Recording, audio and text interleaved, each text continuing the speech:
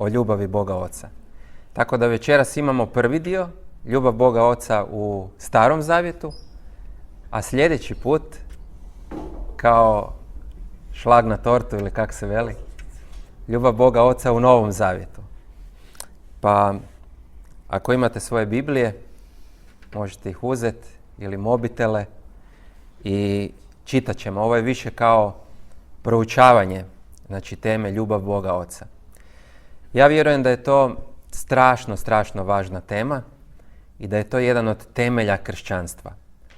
I da svi moramo iskusiti to da nas Bog duboko voli, da nas ne osuđuje, da nas prihvaća, da nas vodi kroz ovaj život, da nam je sve oprostio zbog Isusa Krista, kao što smo slušali za Gospodnju večeru, i da je zbilja dobar otac, da želi biti aktivno uključen u naše živote, da se brine za svaku sitnicu, da često slaže naše živote kao puzle i onda samo odjednom shvatimo, wow, do tuda me Bog vodio. Neko je napisao na internetu, ako vjerujemo da su oni koji izrađuju puzle zaista napravili čitavu slagalicu kad idemo slagat, onda trebamo vjerovati Bogu da od dijelova naših života slaže nešto slavno i dobro za svoje kraljevstvo i za naše živote. Dupla korist. Koristi za nas, koristi za Božje kraljevstvo. Tako Bog postupa s nama. Evo, išao sam malo proučavati, odnosno malo pogledat na internet šta ljudi kažu, šta je to dobar otac, jel tako? Kakve su očinske karakteristike dobrog oca. I kaže ovako, dobar otac voli, štiti i odgaja djecu. S ovim vam želim dati jedan okvir u kome da razmišljate kad ćemo čitati ove retke o Bogu Ocu iz Starog Zavjeta. Dakle, dobar otac voli, štiti i odgaja svoju djecu. Dobar otac je svojoj djeci izvor povjerenja i sigurnosti. Jel tako? Mi se tako trebamo osjećati s Bogom. Da imamo povjerenja u njega. Ne da samo vjerujemo u Boga, nego da vjerujemo Bogu. Jel tako? Da nam je on velika sigurnost u životu. Da što god nam se događalo, on je uz nas, on je za nas i on izvodi stvari na dobro. Čak i kad prolazimo kušnje i patnje, on izvodi stvari na dobro. Dobar otac ohrabruje svoju djecu.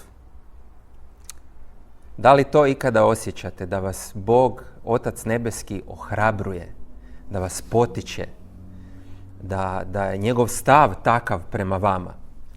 Sjećate se kad je Isus prvi put vidio Petra u Ivanu, pa ga je odmah išao hrabriti. Rekao mu je, ti si Petar, stijena, jel da? Odmah mu je dao ohrabrenje, iako je znao da će Petar prolaziti svašta i da će ga zanijekati 3 puta, ali se vratio, ispunio se Duhom Svetim i bio je Petar stijena. Dobar otac strpljivo sluša svoju djecu. Bog nas sluša kad mu se molimo, jel da? To je isto temelj naše vjere. Dobar otac proviđa djeci što im je potrebno za život. To Bog radi za nas, jel tako? Isus je učio o tome, da se ne brinemo tjeskobno. Za što? Ni za što. Jer se on brine za sve i to je dobar otac. To mi je fenomenalno. Znači, pored križa, pored svega što je Isus napravio za nas, još Bog brine za svaku sitnicu i svaku potrebu u našem životu. Dobar otac voli provoditi vrijeme sa svojom djecom. Amen. Bog voli provoditi vrijeme s nama. Moramo biti sigurni u to i zato bi mi trebali voljeti provoditi vrijeme s njim. Evo, tu imamo otac i kćer. Pa vidim da ste nešto komentirali. I dobar otac je u stvari najbolji učitelj svojoj djeci. Jel da? Ja se sjećam koliko sam stvari jednostavno upio od svog tate, samo promatrajući njega, kak se ponaša. Neki put, kao što kažu, djeca više nauče promatranjem nego ono što im mi govorimo. Pogotovo ako jedno govorimo, a drugo radimo. Onda gledat će ovo što radimo, a ne ovo što govorimo. Ok, znači, Bog Otac, ljubav Boga Oca u Starom Zavjetu počinje sa knjigom Postanka. Iako tamo ne piše da je Bog Otac, ali piše da nas je Bog stvorio. Jel' tako? Bog nas je stvorio. Dakle, zaključujemo da je Bog Otac čovječanstva, jer je stvorio čitavo čovječanstvo. Stvorio je Adama od zemlje, od praha zemaljskog, i onda Evu od Adama, od rebra. Vidio sam neki dan na internetu, jel znate kako izgleda slika Adama kad je bio mali? Pa ovak, hrpica zemlje. A slika Eve kad je bila beba, neka kost. Zanimljivo šta se sve ljudi sjete. Uglavnom, ali nije samo to, nego piše izričito da od čitavog stvorenja jedino smo mi stvoreni na Božju sliku. Dakle, Bog je nama prenio sebe, on je nama prenio svoje gene, jel' tako? Duhovne gene, kao što mi roditelji prenosimo muškarac i žena začnu dijete u utrobi i prenose svoje gene na to dijete. Bog je htio nas stvoriti da nam prenese svoje gene, da budemo poput njega, da budemo na njegovu sliku, da budemo njemu slični. I u puno stvari, jel da, stvorio nas je da budemo svjesna bića, razumna bića, duhovna bića, da uživamo, da imamo vjeru poput njega, da uživamo u ljubavi, radosti, miru. Dao nam je, dao je čovjeku, stavio ga je u Edenski vrt, a to zovemo raj na zemlji. Znači, stavio je čovjeka u najljepše moguće mjesto. Piše da mu je stvorio tamo drveće da bude lijepo za gledanje i dobro za jelo. Dakle, kad čitate te detalje u knjizi Postanka, ne možete, a da ne zaključite da je Bog iz ljubavi, iz jedne očinske ljubavi stvorio čovjeka. I sam sebe odražava u čovjeku. Dakle, međutim, mi znamo da ne možemo danas za sve ljude reći da su Božja djeca. Jel' tako? Jel' se slažete? Zato što je došlo do pada čovjeka. I Adam i Eva su slomili taj očinsko-sinovski odnos. I čovječanstvo je otpalo od Boga. I danas možemo reći da su svi ljudi Božja stvorenja, ali samo neki su Božja djeca. Jel' tako? Kako to znamo? Pa na primjer, u Ivanu 8 Isus raspravlja sa nekim Židovima i kaže im da su oni đavolska djeca. Neću sad to i čitati zbog vremena, ali Isus doslovno kaže tako. Kaže, vaš otac je đavao, jer je on ubojica i lažov od početka, a vi ste isti takvi jer hoćete mene ubiti, i tako dalje, i tako dalje. Dakle, ako sam Isus kaže da su neki ljudi đavolska djeca, definitivno ne možemo reći, pa sve je to ok, svi ljudi su Božja djeca. Danas na svijetu ima vrlo, vrlo zlih i opakih ljudi i definitivno nisu Božja djeca. Mi znamo kako se postaje Božje dijete. Ivan kaže da onaj koji prihvaća Krista, da je dobio vlast da postane Božje dijete, jer vjeruje u njegovo ime i jer je rođen od Boga. Dakle, svi ljudi jesu Božja stvorenja, ali samo po vjeri u Isusa Krista postaje se Božje dijete. Ali vi to znate. I Isus je sam rekao, nitko ne dolazi k Ocu osim po meni. Jel' tako? Tako da u Postanku, dalje kad čitamo, dolazimo do 12. poglavlja I tamo opet vidimo jedan Božji očinski potez, a to je da je on odlučio sebi napraviti narod svoj, koji će njemu pripadati. I poziva Abrahama i daje mu obećanje. I Abraham vjeruje u to. I zato je pravedan pred Bogom i tako dalje. I onda kad čitate dalje te fenomenalne događaje, Abraham i Sara su već postali stari, jel tako? I fizički nisu mogli imati djecu. Ali Bog je učinio čudo i rodio se Izak. Onda je Izak dobio sina Jakova. Jakov je dobio 12 sinova, od njih je nastalo 12 plemena i nastao je cijeli narod.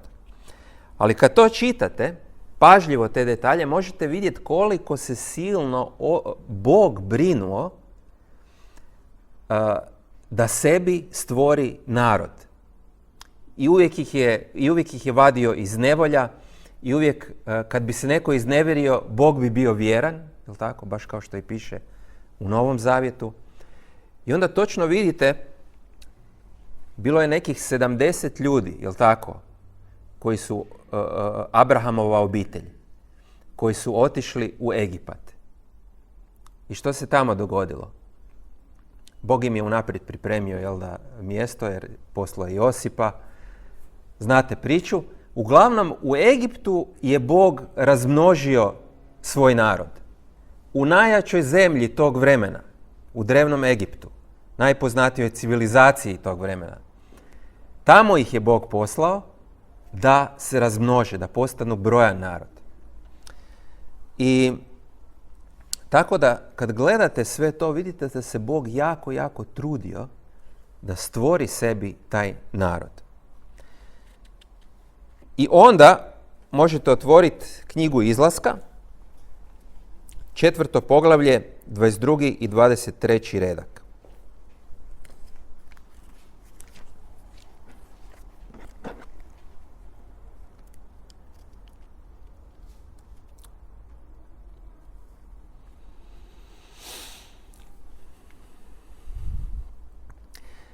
Jahve reče Mojsiju, kad se vratiš u Egipat, pobrini se da pred faraonom izvedeš sva čudesa za koja sam ti ja dao moć. Premda ću ja, tvrdim, učiniti njegovo srce, tako te neće pustiti narod da ode. Reci faraonu, ovako kaže Jahve, Izrael je moj prvorođenac. Tražim od tebe da mi pustiš sina, da mi iskaže štovanje. Evo tu prvi puta nalazimo da Bog Izrael naziva svojim sinom i da u stvari sebe smatra ocem Izraela. Jer on ih je začeo, on ih je sazdao, on će ih izvesti iz Egipta i tako dalje. I kaže, reci faraonu, ako odbiješ da ga pustiš, ja ću ubiti tvoga prvorođenca. I znamo kako su se stvari odvijale dalje. Uglavnom, Bog se sažalio na svog sina. Sažalio se na njihove patnje u Egiptu i odlučio ih je izvest van, posvetiti za sebe, nastaniti se među njima, dati im upute po kojima će živjeti. Sve očinske karakteristike. Dalje, čitamo o Božjem očinstvu u knjizi Ponovljenog zakona. Knjiga Ponovljenog zakona je kada su oni već prošli sva ona putovanja i lutanja po pustinji i Mojsije tu daje nekoliko govora gdje se u stvari osvrće na sve to što se događalo s njima, na sve to što se događalo između Boga i Izraela. Znači osvrće se na tu prošlost da bi ih pripremio za ulazak u obećanu zemlju. Je li tako? I u Ponovljenom zakonu još ima nekih dodatnih zakona pored 10 zapovjedi koje Bog daje Izraelu. I ovako im kaže Mojsije, Ponovljeni zakon 1.31.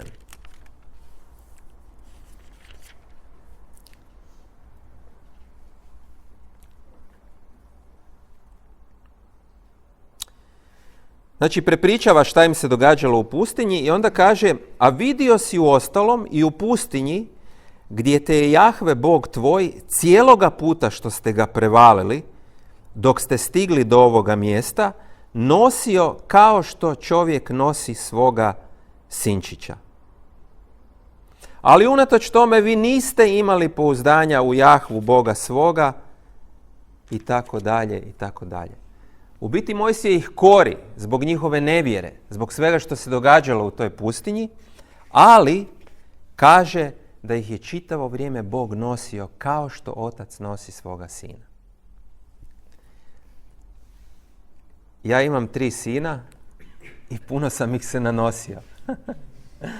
Prvo kad su bili mali nisu znali hodat, onda sam ih morao nositi, naravno. Onda su naučili hodat, ali kad bi negdje išli, tata, bole me noge, daj me nosi. I onda opet nosi. Pa onda vraćamo se od nekud, zaspi u auto, živjeli smo na 3. katu, bez lifta, pa onda nosi sve one stvari i svoga sina. Tako da sam se nanosio svojih sinova, ali naravno ovdje je to figurativno rečeno, je li tako? Mojsije je htio reći njima da je Bog u potpunosti skrbio za njih dok su bili u pustinji. Dakle, kad im je trebalo, dao im je za jesti, dao im je manu s neba, kad im je trebala voda, pustio im je vodu iz stijene, kad su htjeli mesa, poslao im je prepelice i tako dalje. Svašta se događalo u toj pustinji i Mojsije im kaže, Bog se zbilja ponašao kao otac prema vama, ali vi mu niste vjerovali. I to je nešto što će proroci stalno ponavljati u Starom Zavjetu. Dalje, u ponovljenom zakonu 8.5 Mojsije opet prepričava iskustvo svih tih lutanja i događaja po pustinji i kaže ovako: priznaj onda u svome srcu da te Jahve Bog tvoj odgaja i popravlja kao što čovjek odgaja svoga sina. Opet jedna slika Boga kao oca koji popravlja i odgaja svoga sina.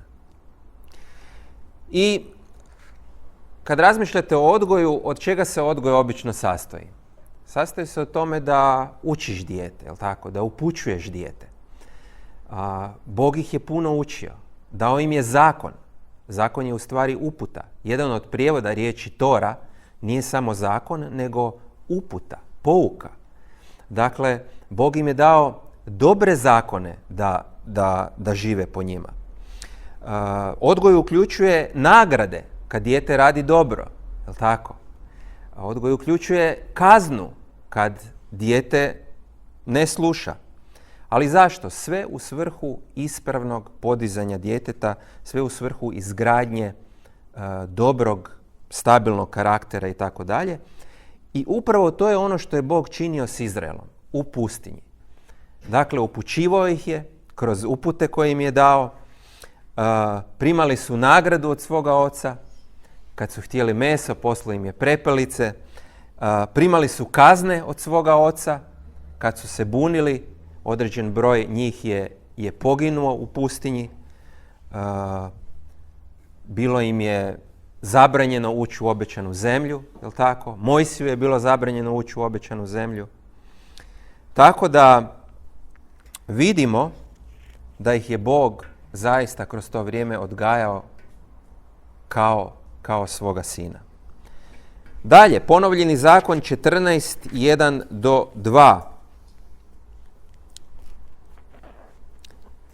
Bog kaže ovako preko Mojsija: vi ste sinovi Jahve, Boga svoga. Vi ste sinovi. Pazite, prvi puta sada govori u množini.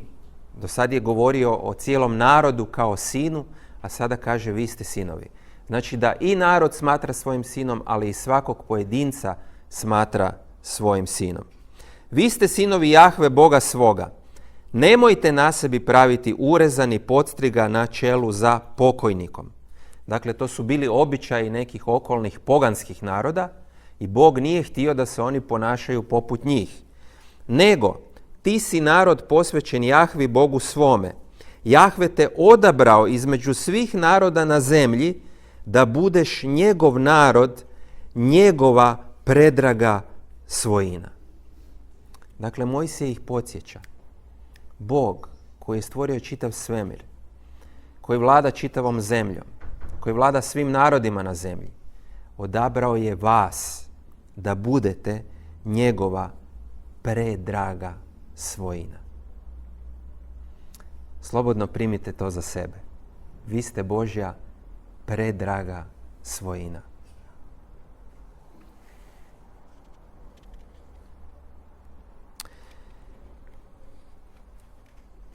Dakle, Mojsije im kaže, vi ste odabrani, vi ste njegov narod, vi ste Bogu posebno blago, posebno vas cijeni. Ali u ponovljenom zakonu 32 dolazimo do poglavlja koje možemo nazvati dobar otac, loši sinovi. Zašto? Poslušajte neke stvari. Kaže ovako, od 4. retka čitam par redaka jer predugo je pročitati čitavo poglavlje. Kaže, Bog je stijena, djelo mu je savršeno, pravi su svi njegovi putovi, on je vjeran i bez zloće, pravedan je on i pravičan. Ali oni mu se iznevjeriše, nisu mu sinovi nego nakaze sinovske, porod izopačen i prepreden. Tako li uzvraćaš Jahvi narode glupi i bezumni? Nije li on otac tvoj stvoritelj, koji te sazdao, po kome postojiš? Dakle, ovdje se već vidi jedna određena agonija oca koji žali zbog toga što su mu se njegovi sinovi iznevjerili, odmetnuli od njega, što mu nisu uzvratili ljubav. I to je nešto što će proroci ponavljati kroz čitav Stari Zavjet. Kad pročitate cijelo poglavlje, možete vidjeti da im Mojsije govori da im je Bog otac, da je njihov stvoritelj, da ih je rodio, da ih je dao na ovaj svijet, da ih je sazdao, da zbog njega postoje, da ih je odgajao, da ih je čuvao, da se brinuo za njih, da im je davao sve što im treba, ali oni su ga odbacili, prezreli, razljutili, okrenuli se lažnim bogovima i tako dalje. I Mojsije im kaže da će ih Bog kaznit, ali da će ipak održati svoje obećanje i svoj plan.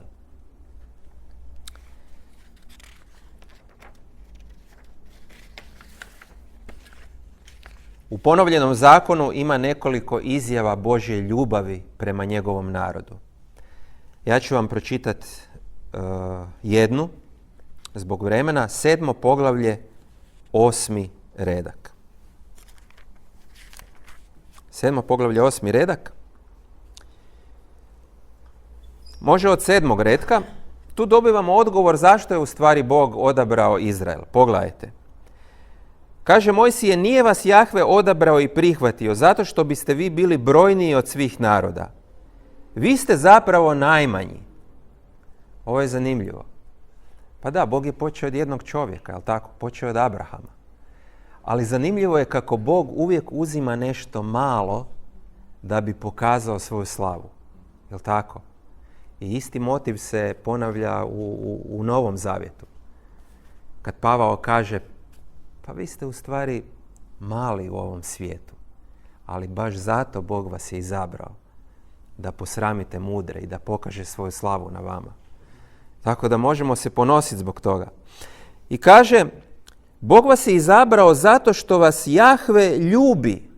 Dakle, zato što vas voli i drži zakletvu kojom se zakleo vašim ocima. Dao je obećanje Abrahamu, Izaku i Jakovu i Bog neće odustati od toga, bez obzira na njihovo ponašanje.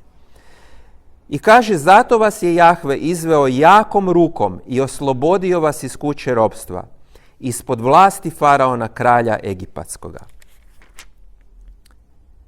Zato znaj da je Jahve Bog tvoj pravi Bog, vjeran Bog koji drži svoj savez i milost svoju iskazuje do 1000 koljena onima koji ga ljube i drže njegove zapovjedi i tako dalje. Dakle, na nekoliko mjesta u ponovljenom zakonu preko Mojsija Bog otvoreno kaže, ja volim svoj narod. Zbog toga sam ga odabrao.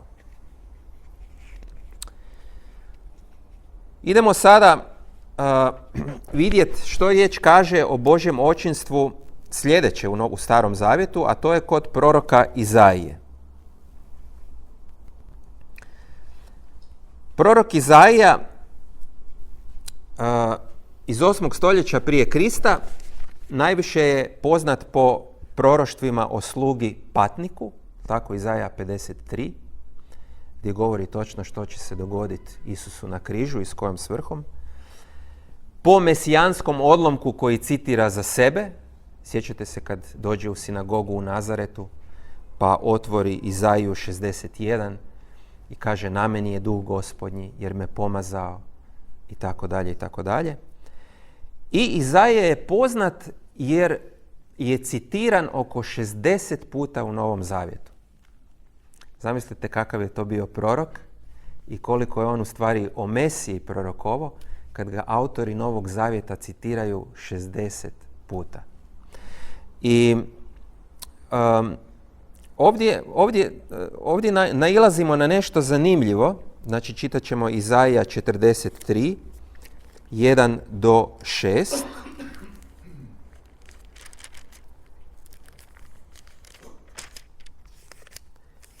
Ne znam da li ste kad razmišljali o ovome, ali sve ove proroke koje ćemo sad čitati, oni svi prorokuju kroz pjesništvo, kroz poeziju. Zašto? Ste kad razmišljali o tome? Zašto je Bog odlučio govoriti kroz proroke, ali kroz pjesništvo? Moje mišljenje je zato što je pjesništvo snažniji izražaj od proze ili narative. I ako je dobro sročeno, jako nas pogađa, jel tako? Pogađa nas u srce, ne samo u glavu, nego u glavu i u srce. Išao sam malo gledat šta kažu u poeziji i kaže ovako. Preko ritma, govornih figura i rime, poezija djeluje na imaginaciju čovjeka i na njegove osjećaje, ali i na čitavu svijest, tako da čovjek ima određeni doživljaj, pouku i spoznaju. Znači, tu je ta važnost tog pjesništva.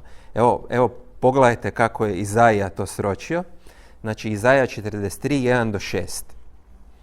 Odnosno, Bog njemu govori, a on prenosi narodu. Sada ovako govori Jahve, koji te stvorio Jakove, koji te sazdao Izraele. Ne boj se, jer ja sam te otkupio. Imenom sam te zazvao, ti si moj. Kad preko vode prelaziš, s tobom sam. Ili preko rijeke, neće te preplaviti. Prođeš li kroz vatru, nećeš izgorjeti. Plamen te neće opaliti. Jer ja sam Jahve, Bog tvoj, svetac Izraelov, tvoj spasitelj. Za tvoju otkupninu dajem Egipat, umjesto tebe dajem Kuš i Šebu, poznate drevne zemlje tog doba. Jer dragocjen si u mojim očima, vrijedan si i ja te ljubim, zato dajem ljude za tebe i narode za život tvoj. Ne boj se, jer ja sam s tobom. S istoka ću ti dovest potomstvo i sabrat ću te sa zapada. Reći ću sjeveru, daj mi ga, a jugu ne zadržavaj ga. Sinove mi dovedi iz daleka i kćeri moje s kraja zemlje. Sve koji se mojim zovu imenom, koje sam na svoju slavu stvorio, koje sam sazdao i načinio. Evo prvi puta Bog kaže za svoj narod, dovedite mi sinove i kćeri. Jel' tako? Naravno i prije kad je govorio sin i sinovi da je to uključivalo i ženski rod. Ali ovdje prvi puta doslovno kaže sinove i kćeri. Ali vidite poeziju, vidite snagu poezije, imaginacije, jel da? Za tebe dajem Egipat, dajem živote drugih, jer tebe volim, ti si mi drag, ti si mi dragocjen. Izaija ovo piše u stvari očito nakon što su već oni bili kažnjeni. Dakle, Bog je dopustio, kao što znate, da ih drugi narodi pokore zbog njihovog idolopoklonstva i da ih odvedu u ropstvo, u zatočeništvo. Ali Izaija sada prorokuje da će reći sjeveru daj mi ga, jugu ne zadržavaj ga. Znači, prorokuje povratak ljudi natrag u obećanu zemlju. I što još u vezi Izaije? Da, ima još jedno mjesto. Izaija 63.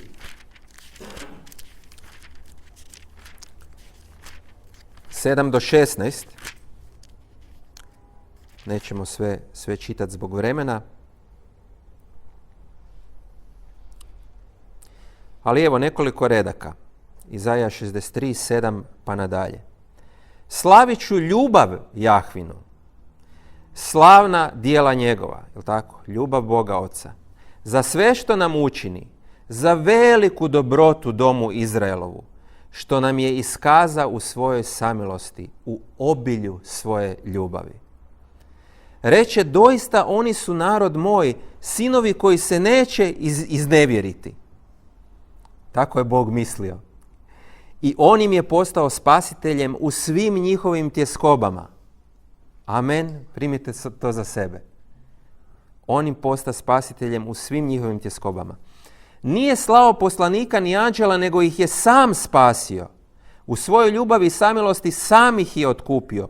Podigao ih, nosio u sve dane od davnine. O čemu govori Izaija? Pa s jedne strane govori o izlasku iz Egipta, jel tako? Bog ih je sam u stvari oslobodio, sam se odlučio sukobiti s faraonom, iako je koristio Mojsija kao posrednika, ali glavni akter je Bog, ali isto tako može biti proroštvo o Isusu Kristu, jel tako? Bog nas je sam odlučio spasiti i otkupiti. 10. redak. Ali oni se odmetnuše, ožalostiše sveti duh njegov. Zato im je postao neprijatelj, sam je na njih zavojštio. Drugim riječima, Bog je dopustio tim okolnim narodima da onda pokore Izrael zbog njihove nevjere i idolopoklonstva. I tako dalje. Nećemo dalje čitati zbog vremena, ali vidimo očinske Božje karakteristike. Da voli svoj narod, naziva ih sinovima, spašava svoju djecu, otkupljuje svoju djecu, ima suosjećanja prema njima, ljubav i samilost, podiže ih i nosi, žalostan je kad mu se iznevjere. Kasnije piše da im je pružao odmor i vodstvo, blagost i suosjećanje. Kasnije u poglavlju. Ali mi idemo dalje. Izaija 64, 3 do 8. Oduvijeka se čulo nije, uho nijedno nije slušalo, oko nijedno nije vidjelo, da bi koji Bog osim tebe takvo što činio onima koji se uzdaju u njega. Razgnjevi smo te, griješi smo, od tebe se odmetnusmo, svi postasmo nečisti, sva pravda naša ko haljine okaljane, poznati reci, jel tako? Otpado smo i tako dalje. Ali 7. redak. Pa ipak naš si otac Jahve, mi smo glina, ti si lončar, svi smo djelo ruku tvojih. Ne srdi se odveć žestoko, ne spominji se naše krivice. Dakle, ovdje narod vapi Bogu, podsjeća ga da on je njihov otac i traži da im se smiluje. I Bog će to kasnije i učiniti.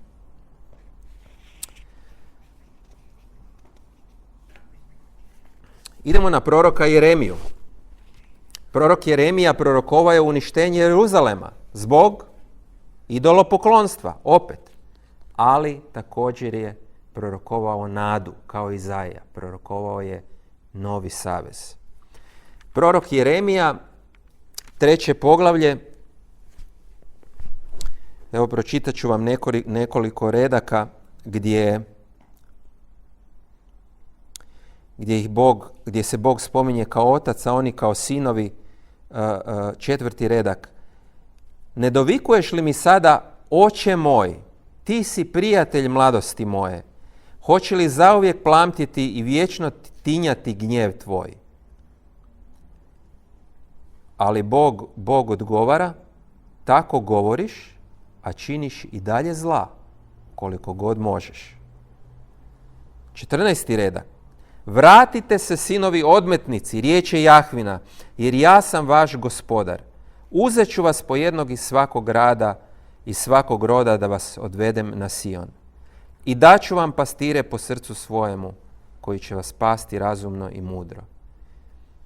I kad se namnožite i narodite u zemlji, i tako dalje, i tako dalje. 19. redak. Ja rekoh, kako da te ubrojim među sinove? Kako da ti dam zemlju slasti, baštinu, najljepši biser među narodima? Dakle, Bog kao dobar otac ima baštinu za svoje sinove, nasljedstvo za svoje sinove. U ono vrijeme to je bila obećana zemlja, jel tako? Bog kaže, pa kako da ti to dam? Pomislih, ti ćeš me zvati oče moj i nećeš se više odvratiti od mene. Ali kao što se žena iznevjeri mužu svome, i vi se iznevjeriste meni, dome Izraelov, riječ je Jahvina. 22. redak. Vratite se, sinovi, što se odvratiste. Izliječit ću odmetništva vaša. I narod kaže, evo nas, dolazimo k tebi, jer ti si Jahve, Bog naš. Dakle, glavna tema poglavlja je u stvari duhovni preljub, idolopoklonstvo.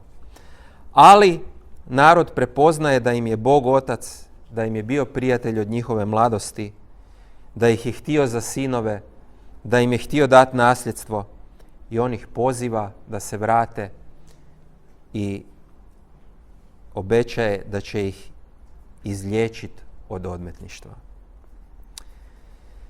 Jeremija 31, 9 i 20.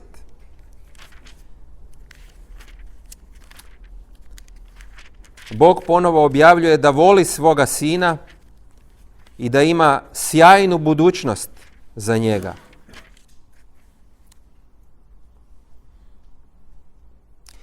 Evo, u suzama pođoše, utješene sad ih vraćam. Vodit ću ih kraj potočnih voda, putem ravnim koji neću posrnuti.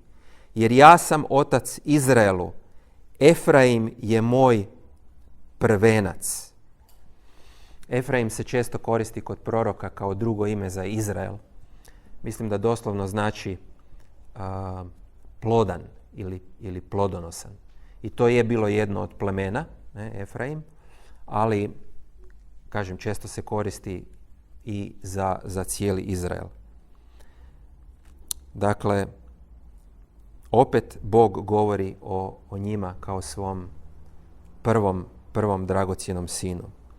A 20. redak.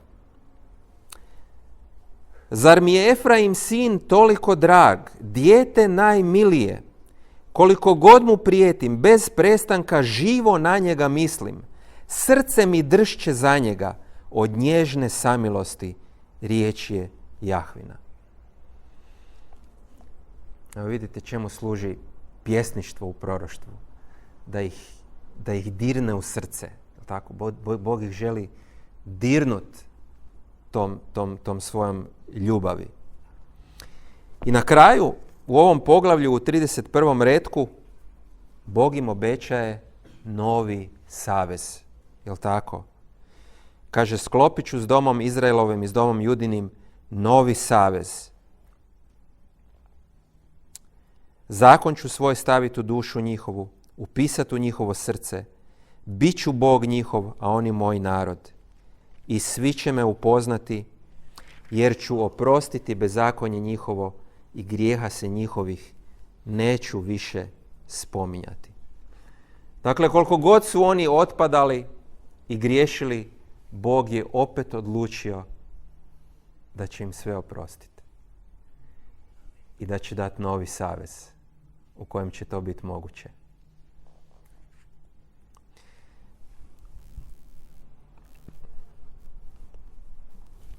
Evo, još nam je malo ostalo.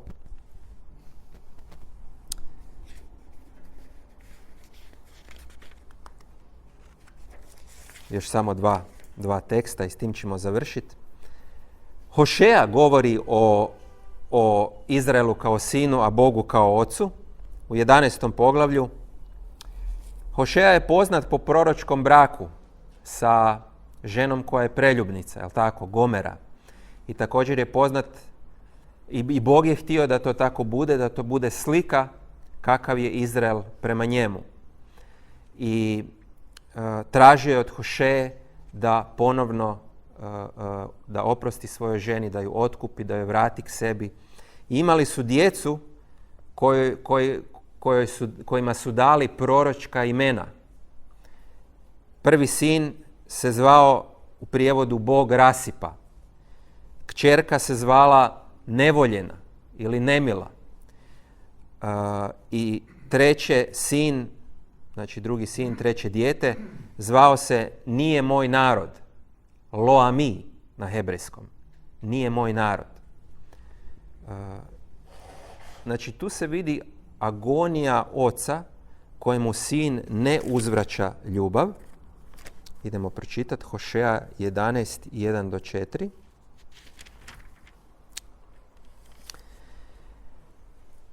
Podnaslov je neuzvraćena očinska ljubav. Dok Izrael bijaše dijete, ja ga ljubljah. Iz Egipta dozvah sina svoga. Al što sam ih više zvao, sve su dalje od mene odlazili. Baalima su žrtvovali, kumirima su kadili. A ja sam Efraima hodati učio, držeći ga za ruke njegove. Ali oni ne spoznaše da sam se za njih brinuo. Užima za ljude privlačio sam ih, konopcima ljubavi. Bijah im kao onaj koji u čeljustima njihovima žvale opušta. Nad njega se saginjah i davah mu jesti.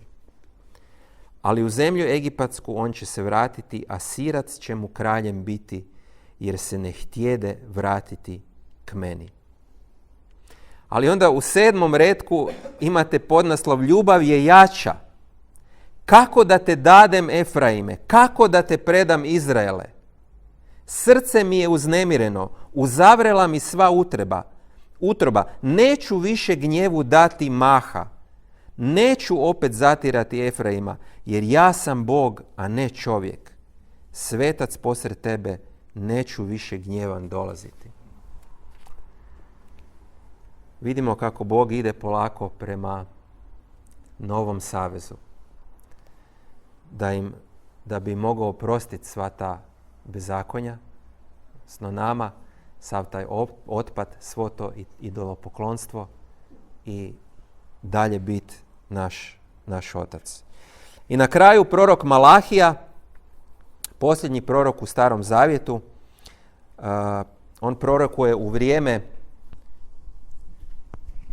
kada se narod vratio iz izgnanstva, kada je obnovljen Jeruzalem, kada je obnovljen hram, znači negdje u 5. stoljeću prije Krista, nakon babilonskog izgnanstva i nakon povratka u Judeju i Jeruzalem. I Malahija kaže da je narod opet sklon nevjeri i krivom postupanju, ali na kraju Bog obećava da će im se ipak smilovati. Evo, još ćemo samo to pročitati.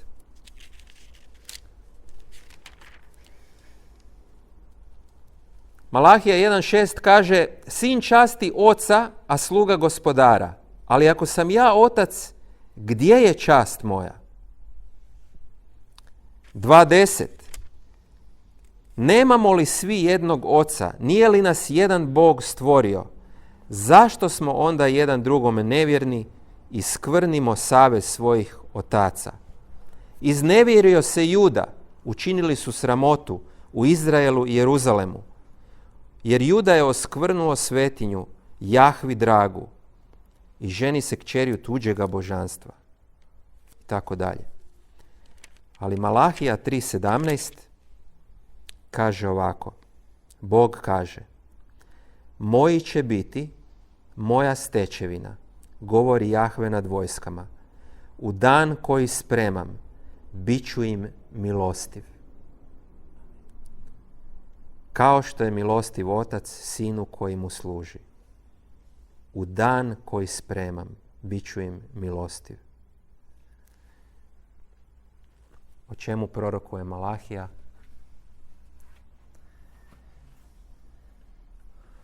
O milosti koju imamo po Isusu Kristu. Tako da, evo, to je ljubav Boga Oca u Starom Zavjetu, gdje vidimo da strašno voli svoga sina Izraela, da ga smatra dragocjenim, da ga je stvorio, da ga je sazdao, da ga je odgajao, da mu je htio dati nasljedstvo i baštinu, obećanu zemlju, ali oni su stalno bili nevjerni.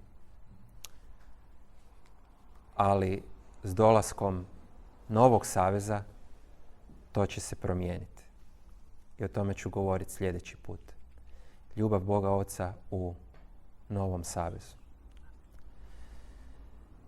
Na kraju, htio bih vas podsjetiti da je ovo jako važna tema, da je ovo temelj kršćanstva.